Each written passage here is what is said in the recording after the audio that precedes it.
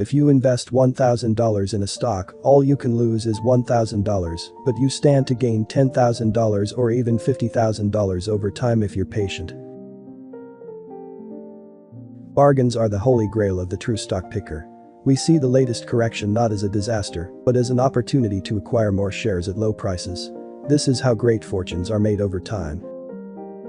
Nobody can predict interest rates, the future direction of the economy, or the stock market. Dismiss all such forecasts and concentrate on what's actually happening to the companies in which you've invested.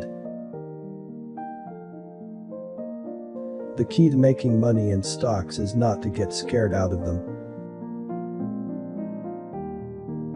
People who succeed in the stock market also accept periodic losses, setbacks, and unexpected occurrences. Calamitous drops do not scare them out of the game. I think you have to learn that there's a company behind every stock and that there's only one real reason why stocks go up. Companies go from doing poorly to doing well, or small companies grow to large companies. Far more money has been lost by investors preparing for corrections or trying to anticipate corrections than has been lost in the corrections themselves. In the business of investing, if you're good, you're right 6 times out of 10. You're never going to be right 9 times out of 10.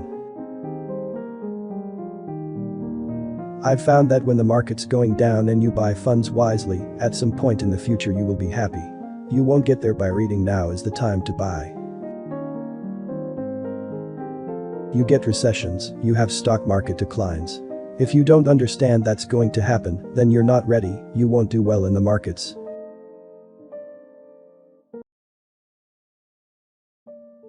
Owning stocks is like having children. Don't get involved with more than you can handle. The devoted stock picker is happier when the market drops 300 points than when it rises the same amount.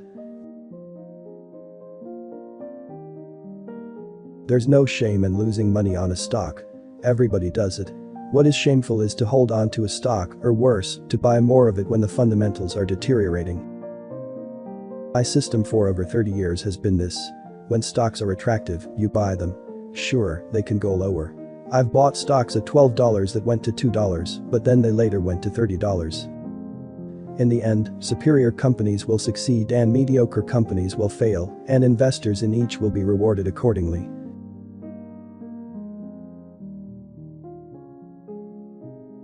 Time is on your side when you own shares of superior companies. Never invest in a company without understanding its finances. The biggest losses in stocks come from companies with poor balance sheets. Know what you own and know why you own it.